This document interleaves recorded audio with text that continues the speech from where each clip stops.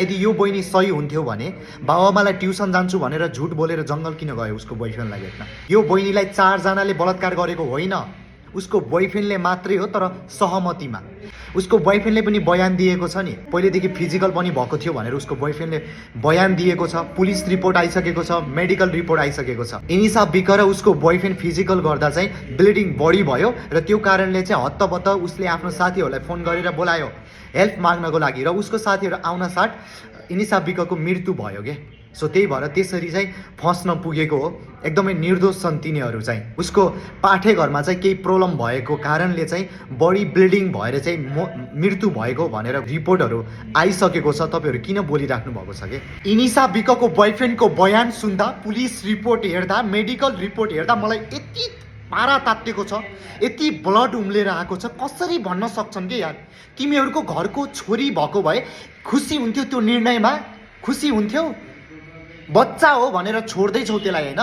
बच्चा हो भन्दै सुधार केन्द्रमा हाल्दैछौ, त्यसलाई फाँसी हुन पर्यो, त्यसलाई मार्नु पर्यो, बिच सडक रोडमा त्यसलाई झुन्डाउनु पर्यो।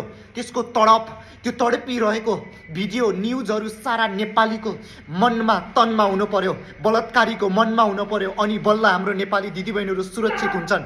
जसरी भए पनि फाँसी हुन पर्यो। हामीले आवाज उठाइरहनेछौँ, आवाज दब्ने छैन। यो आवाज सदाको जस्तो हुने छैन, निर्मला पन्थको जस्तो, अन्य नेपाली दिदीबहिनीको जस्तो हुने छैन। अब जनताहरू जागिसकेका छन्, आवाज उठ्छ। यो केसलाई दबाउन नखोज तिमी, ठुला बनाउँदा व्यक्तिहरू, तिमी दलालीहरू, तिमी चोरहरू, तिमी फटाहरू। बलात्कारीलाई समर्थन नदेऊ, बलात्कारीलाई बचाउन नखोजौ। यो गरिब छोरीमाथि भएको अन्याय र अत्याचार विरुद्ध तिमीहरूले आवाज दबाउन नखोज। त्यो बलात्कारीलाई फाँसीको सजाय हुनै पर्यो, चाहे सानो होस् चाहे ठुलो होस्। सुधार केन्द्रमा होइन, त्यसलाई फाँसी हुन पर्यो, फाँसी हुन पर्यो, त्यसलाई मृत्युदण्ड हुन पर्यो। अनि बल्ल यो बहिनीले न्याय पाउँछ, उसको परिवारले न्याय पाउँछ, उसको आत्माले शान्ति पाउँछ। जसरी भए पनि फाँसीको सजाय अपिल गर्नु पर्यो। सबैले आवाज उठाउनुहोस् दाजुभाइ दिदीबहिनीहरू।